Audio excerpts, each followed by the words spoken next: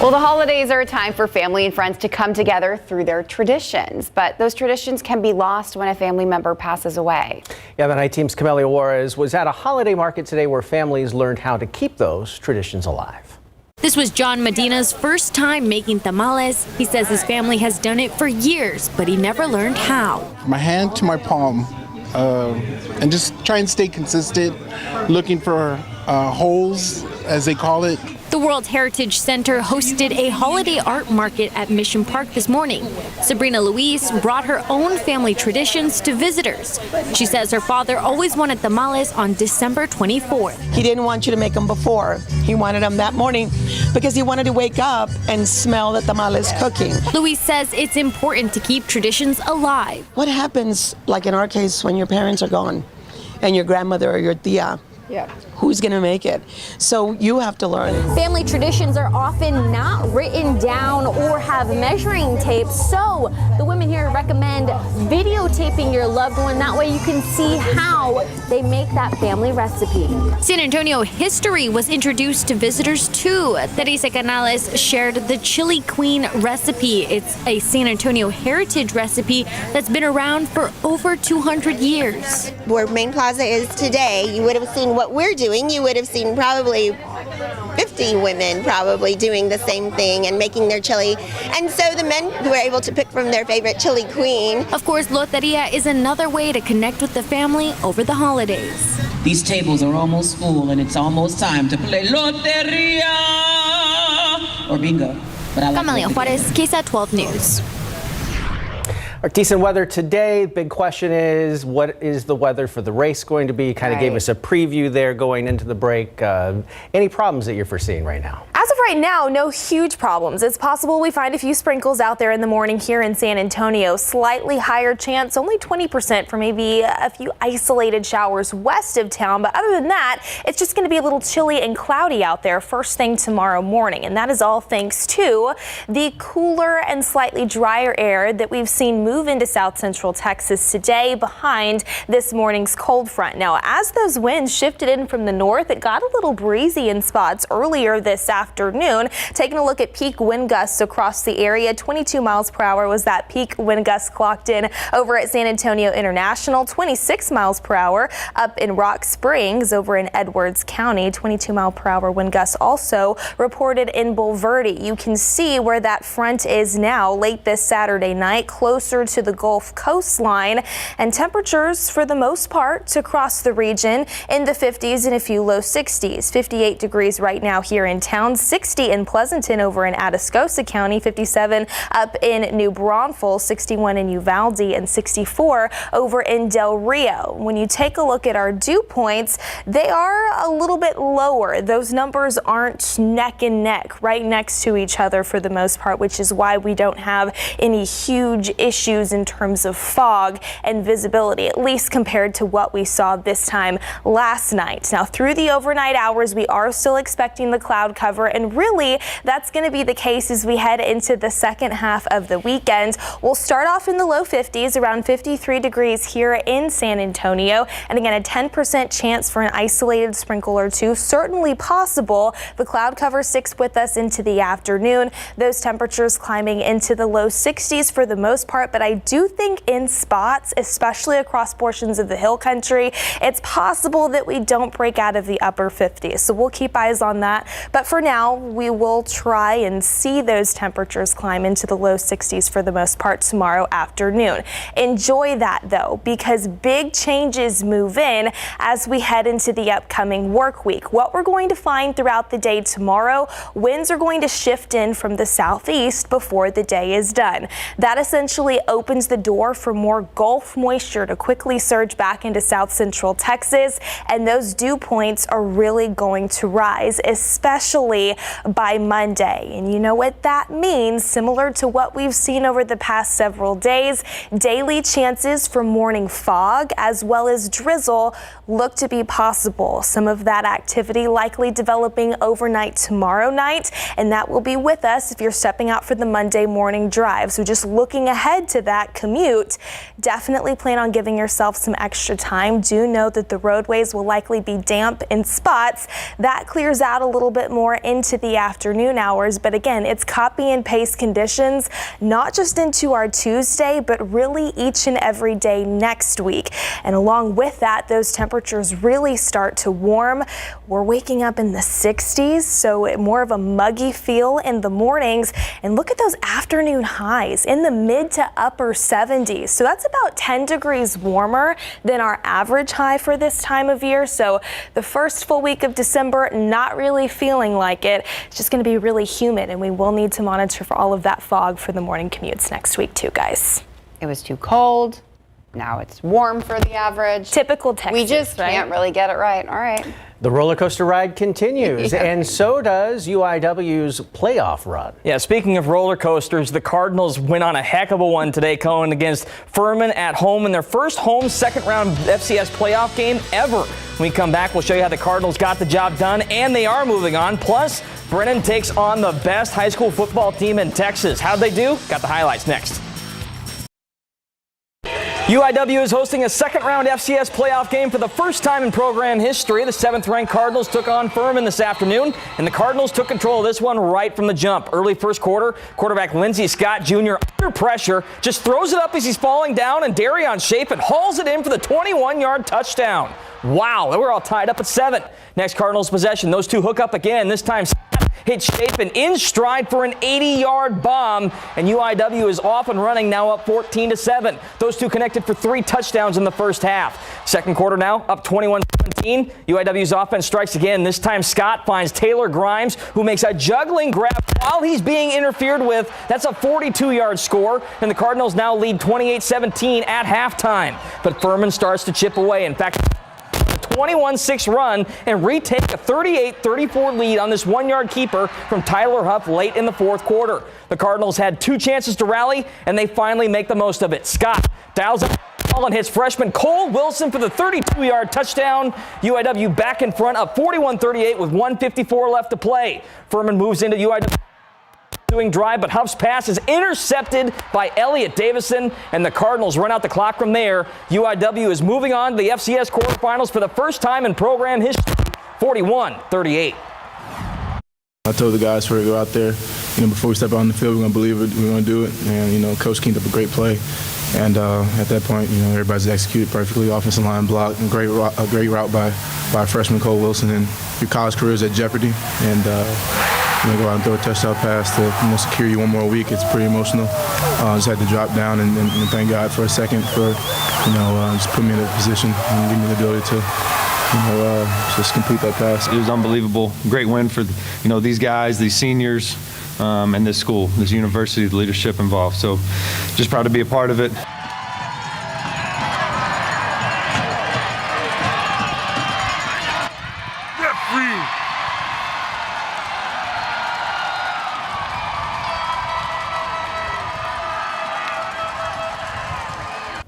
All right, we're having some difficulty with Andrew's microphone. We're going to take a break, and we will come right back when we get that all sorted out.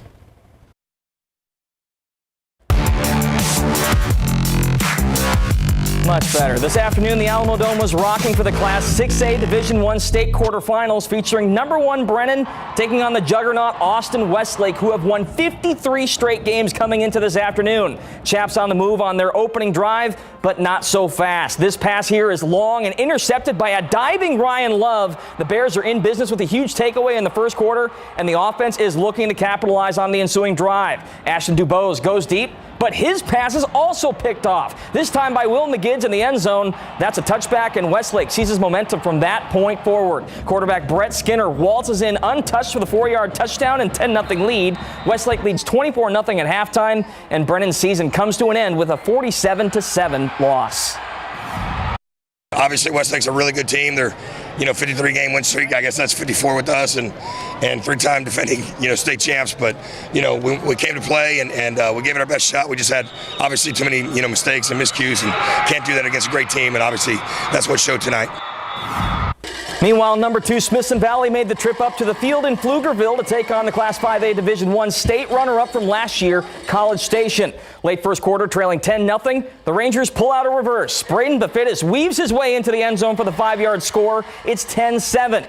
Second quarter now, Smithson Valley keeps it going. This time, Ryland Walker rolls out and finds Kyler Clark for a grab inside the 5-yard line. And then on the very next play, Doug Lance powers in for the 2-yard score, and the Rangers lead 14-10. The College Station answers back a few minutes later. Arrington Maiden threads the needle to Jackson Verdugo, and he's off to the races for a 74-yard touchdown. So the Rangers end up falling in this one 26-21. Let's take a quick look at next week's state semifinals. In Class 4A Division I, Bernie will take on Tyler Chapel Hill Friday in the Alamo Dome at 7. In Class 4A Division II, Wimberley faces Cuero at the same day in the Dome at 3 p.m. And last but not least, Poth will face Big Sandy Harmony in the Class 3A Division II semifinals at Cy-Fair Stadium Friday at 7 p.m. And coming up later in sports, the Roadrunners did win again. They are Conference USA champs. And what about quarterback Frank Harris's future to the team? Got it all broken down for you later on. Guys? Way to push through that audio adversity, Andrew. A Northwest Side Mexican restaurant flunked a recent health inspection, earning them one of the lowest scores we've seen. In the latest Behind the Kitchen Door, I went to see what they said about their performance and if they've corrected any problems.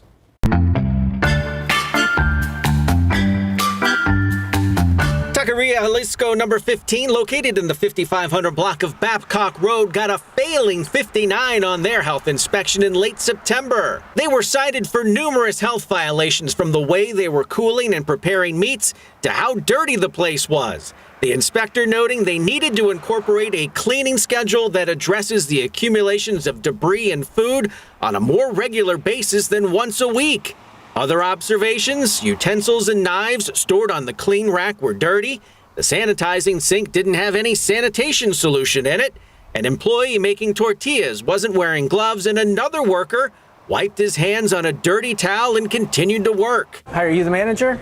Hi, I'm Tim Gerber with KSAT 12. I do the Behind the Kitchen Door segment. I stopped by earlier this month to see if they had cleaned up their act. We're following up on the low score here. 59 was pretty low. Okay, we can go in the back. This employee said they were pretty ashamed of their performance. This is the first time that we got that low score.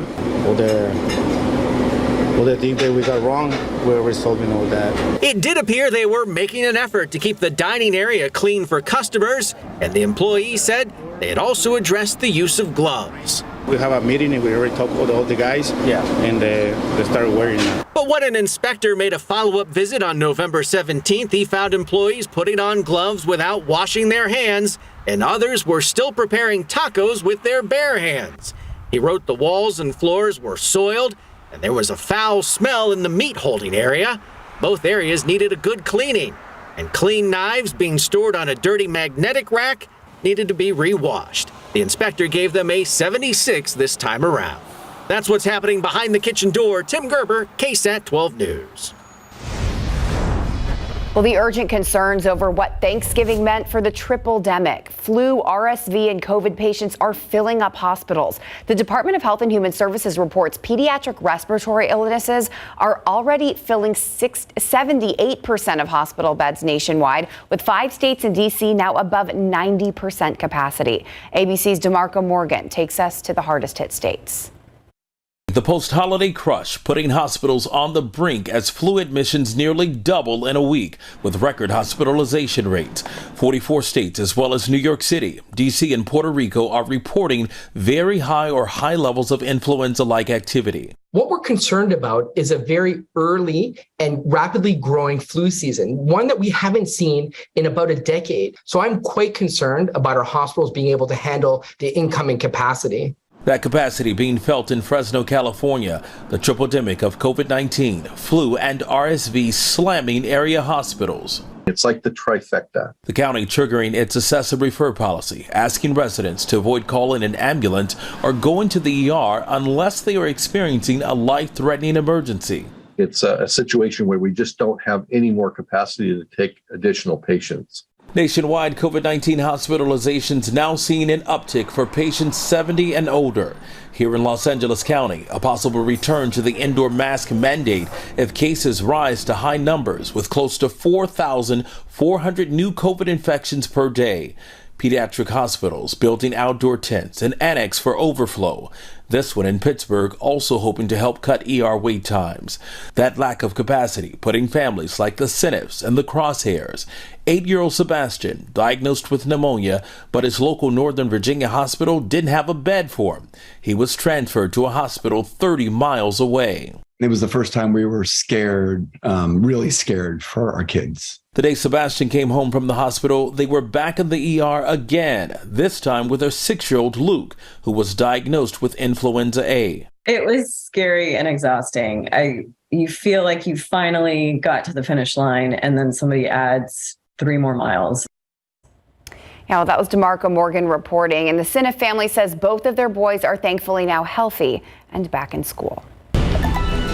Now to that critical Georgia Senate runoff race, just 3 days away now. Record early voter turnout before Tuesday's election being reported across the state as both candidates pull out all the stops ahead of this weekend. Now, for single-day early in-person voting so far, at least 352,000 people voting on Friday, bringing the total so far casted votes to 1.85 million. Democratic incumbent Raphael Warnock hosting a slate of events in the final stretch with labor unions and members of the Asian American Pacific Islander community. Meanwhile, his Republican challenger and former NFL star Herschel Walker rallying in central Georgia. We cannot let our foot off the gas, not even for a moment. This door and this seat belong to the people of Georgia, and Georgia is sick and tired. Oh, I know you need me, and I'm coming. Of course, it's all for the final spot in the U.S. Senate. Currently, that split is at 50 to 49, favoring Democrats. Well, Noodle the pug, who took TikTok by storm, has passed away at the age of 14. His owner, Jonathan Graziano, made the announcement that his beloved pet had died in his arms. Millions of people followed Noodle every day to see if he was having a bones or no bones day.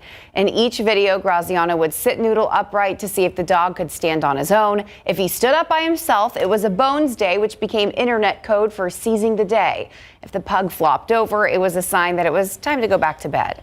He hopes his many fans on social media will join him in celebrating the famous and much loved pug's life. All right, I know it's late on a Saturday night. Serious question here. Are you highly motivated and somewhat bloodthirsty? You might be the right person that New York City is looking for. They need a czar. Not just any czar. The job listing is out for a director of rodent mitigation.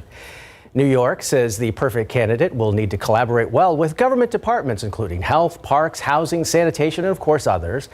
The pay for the job as the city's top rat killer is up to $170,000 a year.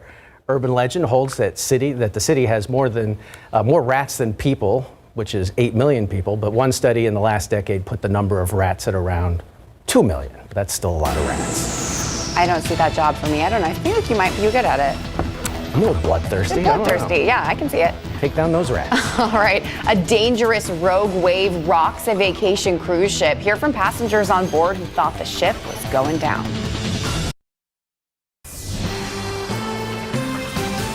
A rogue wave slammed into this cruise ship, killing an American woman and injuring 4 others. The ship was making its way through Drake Passage, one of the world's roughest waterways.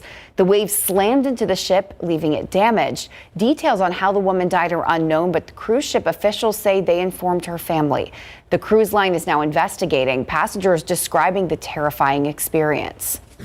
It felt like a rocket hit the ship. The entire ship kind of reverberated for a couple of minutes, just kind of shaking. And then after that, it went completely still, like dead silence. We heard it smash against our window and a lot of water came shooting in. I thought our window had failed, but as it turned out, the pressure of the water had just pushed around the seams.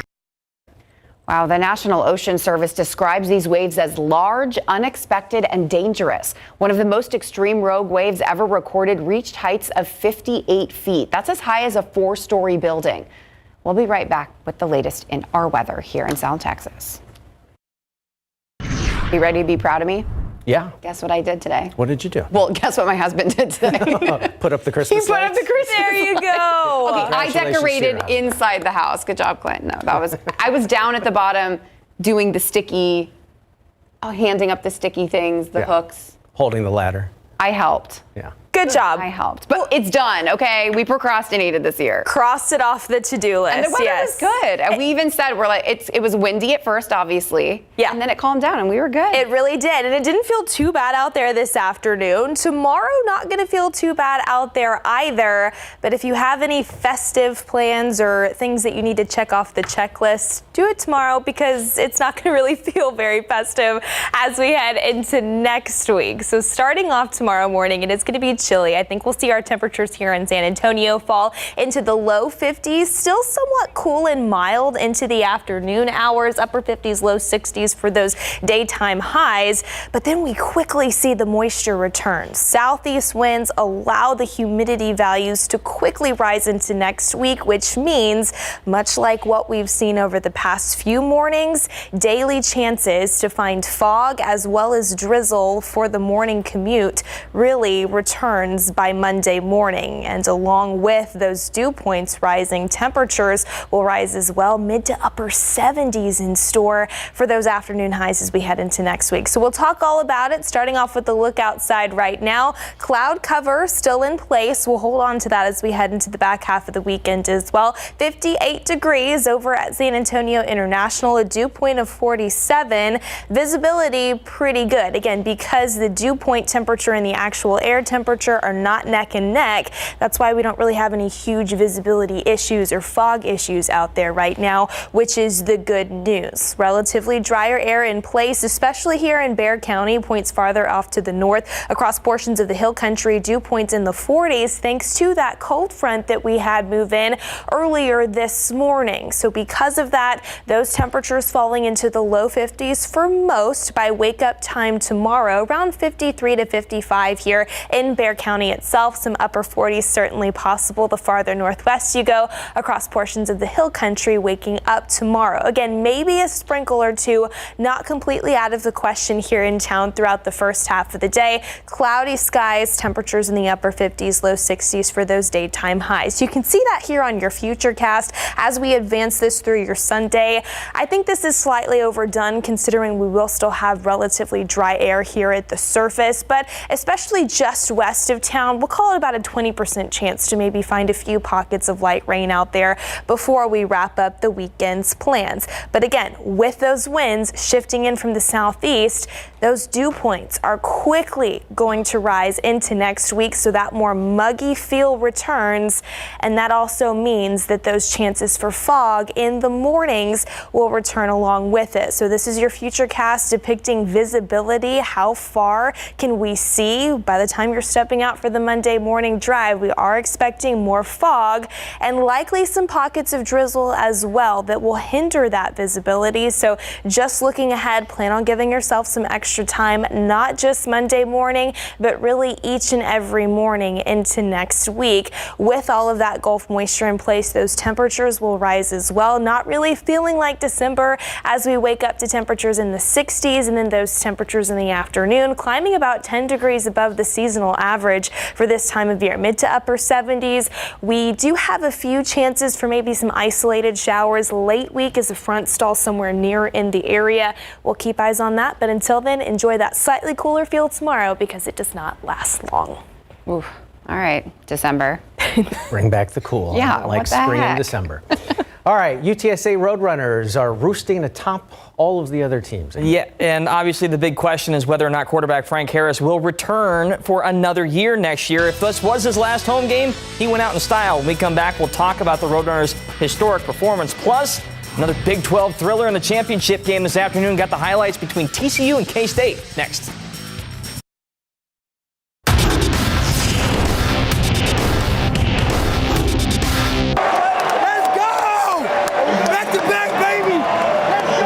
I have a lot of fun watching him play, right? I'd be hooking up 210inspired.org and getting some NIL money coming in. I'd make it really hard for him to leave. I would. If I get a franchise tag, it'd be hard for me to not come back. Let's give it. The president and the AD right here. Franchise tag. Head coach Jeff Traylor and Frank Harris had a little bit of fun during postgame talking about the star quarterback potentially coming back for one more year in big board sports. For the second straight season, UTSA celebrated a Conference USA title on their home field in front of 41,000 fans. This time, they took down North Texas in the championship game 48-27. And if this was Frank Harris's final home game in the UTSA uniform, he went out on a high note. The star QB had arguably the best performance of his career, completing 32 of 37 passes for 341 yards and 5 total touchdowns, including a rushing touchdown. 3 of those scores were caught by Zachary Franklin, who proved to be nearly uncoverable with 10 catches for 144 yards. It's the program's 10th straight victory, and they finished a perfect 9-0 against conference opponents, a first in program history. So, Frank, how does this one compare to last year? I think it's a lot. It makes it a lot more special. Finish the season off right. Last season we lost to North Texas, and we won a conference championship. But I think this season, winning that UTEP game and then coming in and winning the conference championship definitely means a lot. So the emotions were very high, and we're just excited to be a champion again. I can't wait to take them back to show them my hieroglyphics that I drew after we lost to Texas. Somebody called the shot. I don't know who. But. I give him credit. He did. I'll admit it. Trailer called 8-0. Let's head to AT&T Stadium for the Big 12 championship game between number 3 TCU and number 10 Kansas State. Wildcats pulling away in the fourth quarter. Deuce Vaughn breaks the tackle and races in for the 44-yard touchdown. It's 28-17 K-State, but the Horned Frogs rally with 11 straight points. Max Duggan dives in for the 8-yard score, and we're all tied at 28 and heading to overtime. TCU has first possession, but Kendre Miller is stuffed at the goal line on 4th and goal. All the Wildcats need now is a field goal to win it, and Ty Zentner boots the game winner. Kansas State hands TCU their first loss of the season, 31-28 in OT. We have reached the knockout stage of the 2022 World Cup in Qatar, and the United States took on the Netherlands this morning. Not a great start for the U.S. 10th minute, Dutch on the break. Cross comes into the box, and Memphis Depay puts it in the back of the net. Netherlands led 2-0 at halftime. Not quite that bad. Fast forward to the 76th minute, U.S. trying to answer. Christian Pulisic centers for Haji Wright, and it deflects off his foot and in. A miraculous touch cuts the American deficit in half. But 5 minutes later, the Dutch answer back. Another cross finds Denzel Dumfries wide open on the far side of the field, and the U.S. are out. They fall 3-1. We walked into halftime 2-0 down, and it was like, what just happened? Because we played a really good half, and the guys gave everything. So, that's soccer sometimes, but, the team really came together this tournament, and I think showed the U.S. and the rest of the world that it's a team they can be proud of. So a tough exit for that style of football. One more note on American football. UTSA will find out their bowl tomorrow. We're also going to learn who is in the Valero Alamo Bowl this year. Got a lot of big news coming tomorrow. All right. USA out, Mexico out. Who do we root for now? Who knows? NFL football on Sunday. We heard England and the producer. We got someone in the back. Yeah. We're going to root for England. Over that. We'll be right back. All right, a chilly start tomorrow morning in the low 50s here in San Antonio, with a sprinkle or two certainly not off the table. Upper 50s and then some 60s expected as we head into the afternoon. Enjoy that cooler feel tomorrow, because next week looks totally different after we see that Gulf moisture move in. Not only daily chances for some fog and drizzle in the mornings, but morning and afternoon temperatures much warmer than tomorrow, guys. Leave us alone, humidity. Yeah, well, that's all of our time. We don't have anything else to tell you. You can go to bed now. Go to bed now. Thanks for staying up with us, and we'll see you tomorrow.